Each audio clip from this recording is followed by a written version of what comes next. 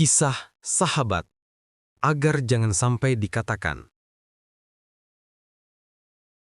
Kisah ini sudah populer di antara kita, namun setiap kali saya membacanya, mengingatnya, selalu membuat merinding, terharu, bahkan berkaca-kaca. Sebuah kisah persaudaraan Islam yang demikian eratnya. Kisah ukhuwah Islamiyah di atas segalanya. Saya memberinya judul, agar jangan sampai dikatakan. Inilah kisah true story yang terjadi pada zaman kekhalifahan Umar bin Khattab. Suatu hari, Umar sedang duduk di bawah pohon kurma dekat Masjid Nabawi. Di sekelilingnya, para sahabat sedang asyik berdiskusi sesuatu. Di kejauhan, datanglah 3 orang pemuda. 2 pemuda memegangi seorang pemuda lusuh yang diapit oleh mereka.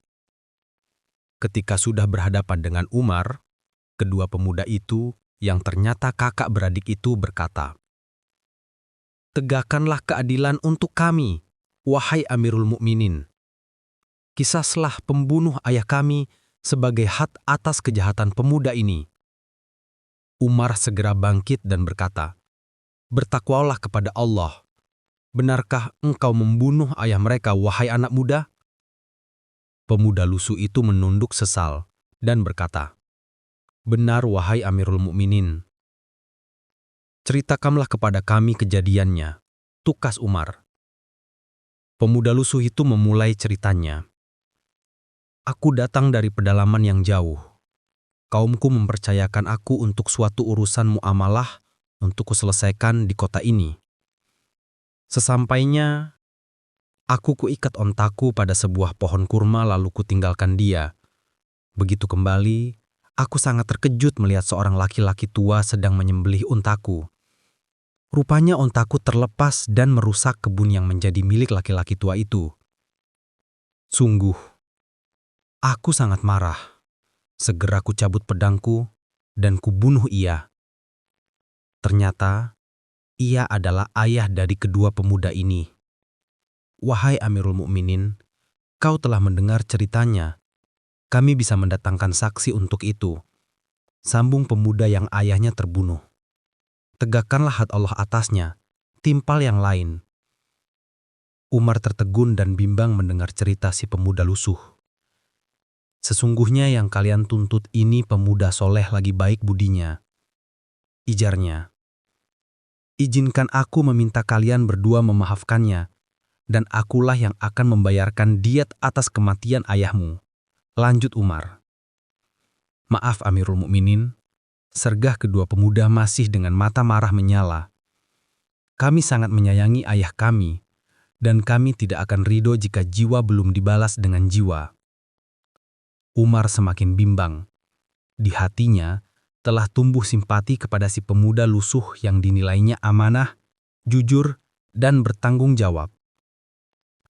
Tiba-tiba si pemuda lusuh itu berkata, "Wahai Amirul Mukminin, tegakkanlah hukum Allah, laksanakanlah qisas atasku.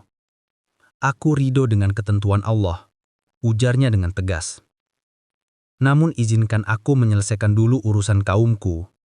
Berilah aku tangguh 3 hari, aku akan kembali untuk dikisas." "Bagaimana bisa begitu?" ujar kedua pemuda. "Nak, tak punyakah kau kerabat atau kenalan untuk mengurus urusanmu?" tanya Umar. "Sayangnya tidak ada, Amirul Mukminin. Bagaimana pendapatmu jika aku mati membawa hutang pertanggungjawaban kaumku bersamaku?"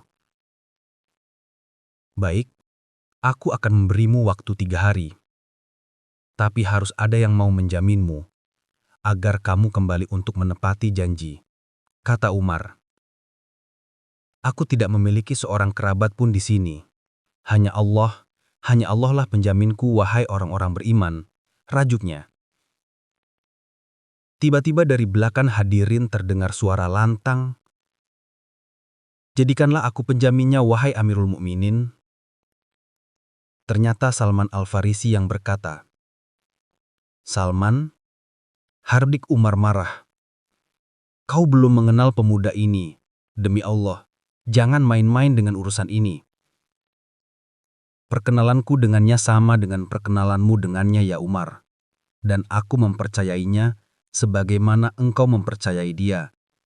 Jawab Salman tenang. Akhirnya dengan berat hati, Umar mengizinkan Salman menjadi penjamin si pemuda lusuh.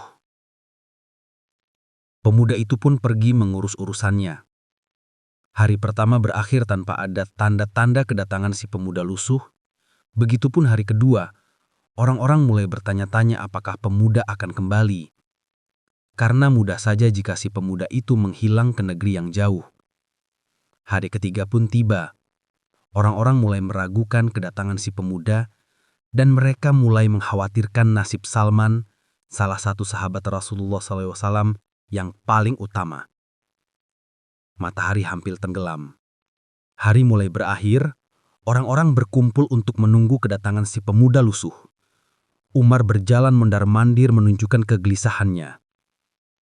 Kedua pemuda yang menjadi penggugat kecewa karena keingkaran janji si pemuda lusuh. Akhirnya, tiba waktunya pengkisasan. Salman dengan tenang dan penuh ketawakalan berjalan menuju tempat eksekusi. Hadirin mulai terisak. Orang hebat seperti Salman akan dikorbankan.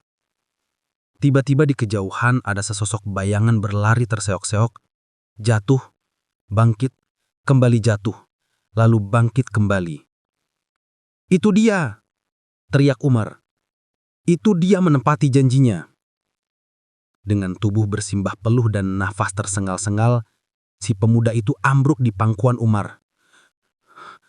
Maaf aku," ujarnya dengan susah payah. "Tak kukira urusan kaumku menyita banyak waktu. Kupacu tungganganku tanpa henti, hingga ia sekarat di gurun. Terpaksa kutinggalkan dari sana." "Demi Allah," ujar Umar menenanginya dan memberinya minum. "Mengapa kau susah payah kembali? Padahal kau bisa saja kabur dan menghilang."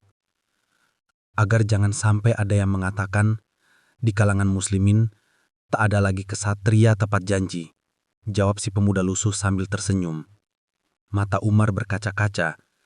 Sambil menahan haru lalu ia bertanya, "Lalu kau Salman, mengapa kau mau-maunya menjamil orang yang baru saja kau kenal?"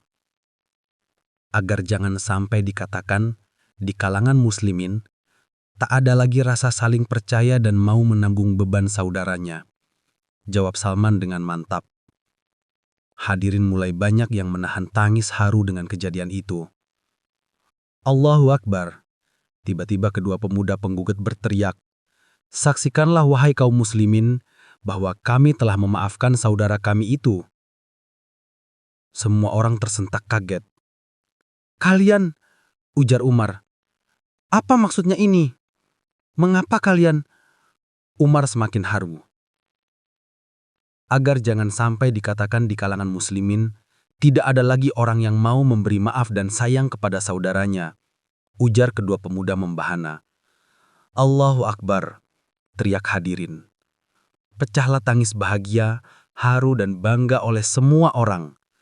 Begitupun kita di sini, di saat ini, sambil menyisipkan sebersit rasa iri karena tak bisa merasakannya langsung bersama saudara-saudara kita pada saat itu. Allahu Akbar.